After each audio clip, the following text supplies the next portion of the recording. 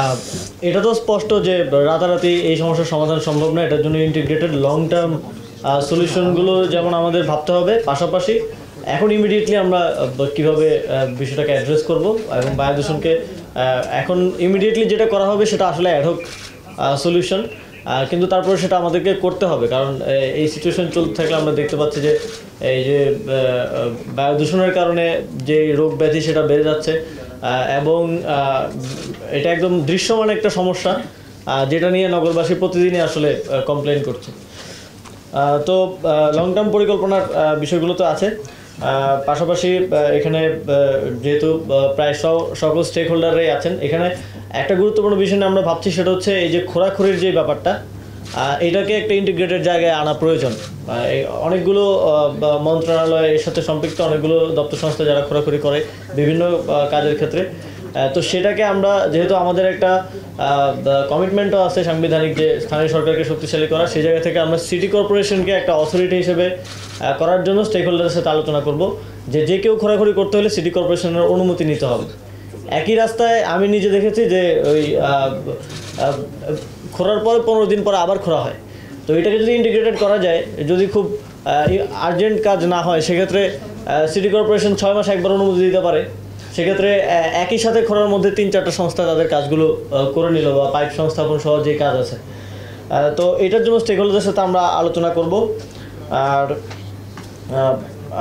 পানি ছিটানোর পরিমাণ কিভাবে বৃদ্ধি করা যায়, এখানে দেখলাম যে 540 ট্রাক আমরা পানি ছিটাই মাসে, এটার পরিমাণ বৃদ্ধি করার দিকে মনোযোগ দিতে হবে, এটা আমরা পরিমাণটা বৃদ্ধি করব।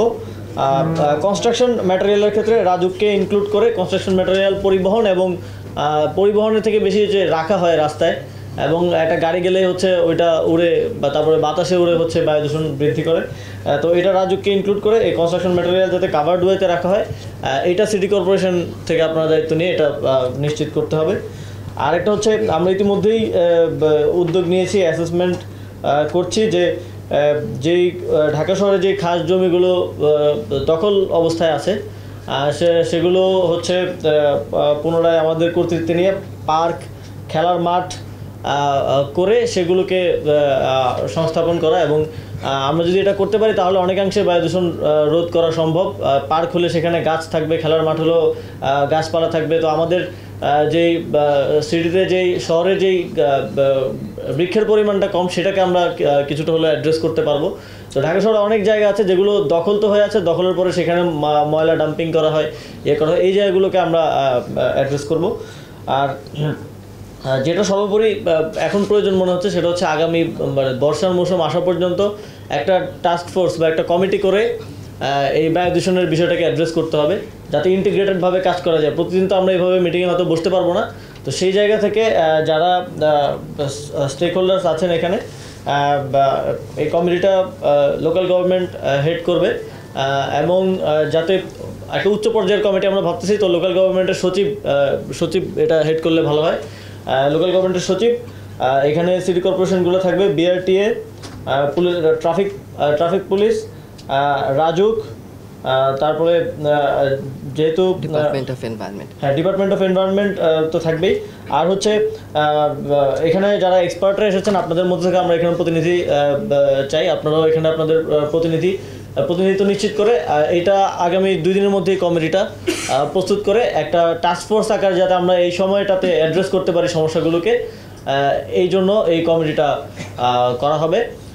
তো আমাদের এই যে অনেকগুলো কথা আসতেছে যে সিটি কর্পোরেশন থেকে আসলে বলা হয়েছে যে পুরোনোটা বন্ধ করতে বলা হয়েছে, কিন্তু সেটার বাস্তবায়ন হচ্ছে না।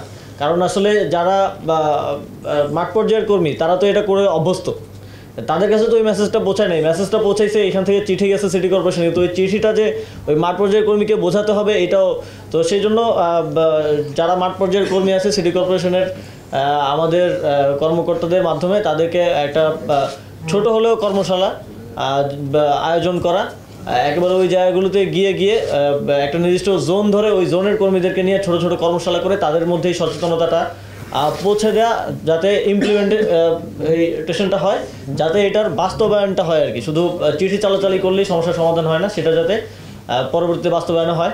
পরবর্তীতে যখন আমরা এই বিষয় নিয়ে আবার কথা বলবো, তখন যাতে প্রত্যেকটা অর্গান এখানে যারা আছেন, স্টেক হোল্ডার্স আছেন, যারা এগুলোর বাস্তবায়ন করে থাকেন, আপনারা অগ্রগতিটা আমাদেরকে বলবেন।